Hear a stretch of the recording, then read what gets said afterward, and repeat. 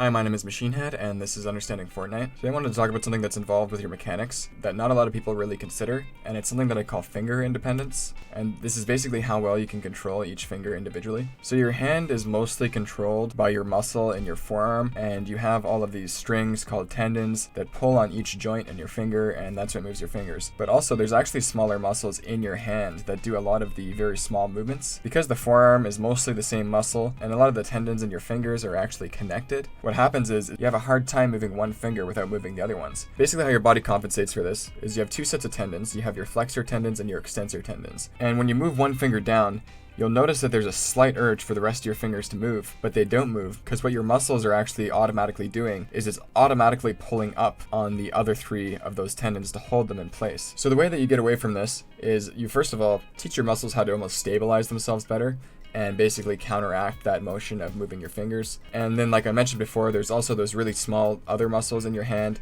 and they're mostly responsible for moving your fingers side to side, but they can also be used to control your fingers in many other directions and improve your fine motor skills.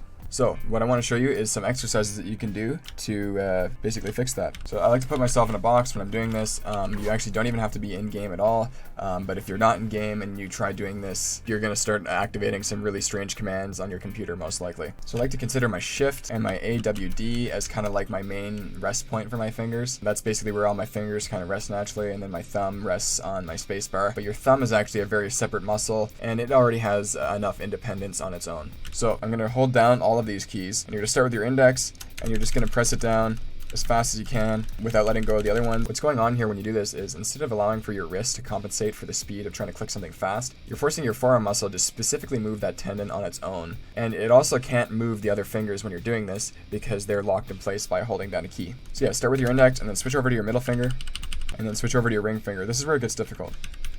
And then switch to your pinky. And you can see I'm actually letting go a little bit when I do this, which you're not supposed to do. You're supposed to keep each finger planted very well and try not to move them, and really just focus on moving one finger alone. And what you don't want to do is you don't want to have tension when you're doing this.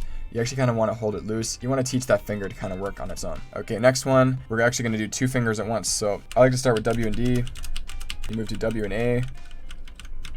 And then you move to Shift and A. Okay, so next combo here is going to be Shift and D. And then this one's really difficult. We're going to do Shift and W. Okay, and then we're going to just do simple A and D.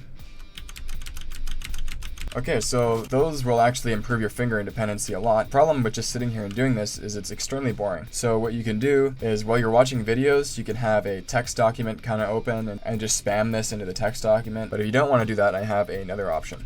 Okay, so this is called MC Osu, and this is basically a mod of the normal Osu. If you don't know what Osu is, it's basically a rhythm game you're going to see in a second where you just kind of click everything.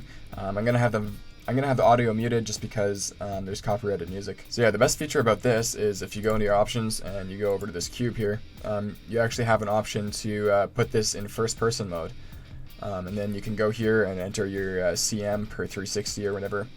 And you can have your sensitivity all the same, and you can change your FOV, and then you can set your distance here, and this is kind of like the distance that I like to have it set to. Okay, so how I like to use this to practice is if you go to your keyboard here, you can go here and bind two keys to one of those patterns like I showed before. You hold down your two keys like before, and then you just try and press them, and this is great because it practices not only the speed of pressing those keys, but the timing and just like the synchronization of the two. Something else that I want to add is other than practicing finger independence, first person Osu is actually a really good way to practice aim and just your mouse skills in general. What it's really good at is teaching you not to look at your crosshair. So what's happening is when you're playing this game, you're actually focused on the circles and things that are just first showing up, and your crosshair is actually working very independently from your eyes. Your crosshair is actually doing things in your peripheral vision while your main focus is on the stuff that's just showing up. If you don't play the game this way, it's going to be difficult to do really well on the harder maps. So yeah, definitely try this game out. It's definitely helpful for not only skills in general, but it's also a really fun game on its own. I'm going to link this game in the description.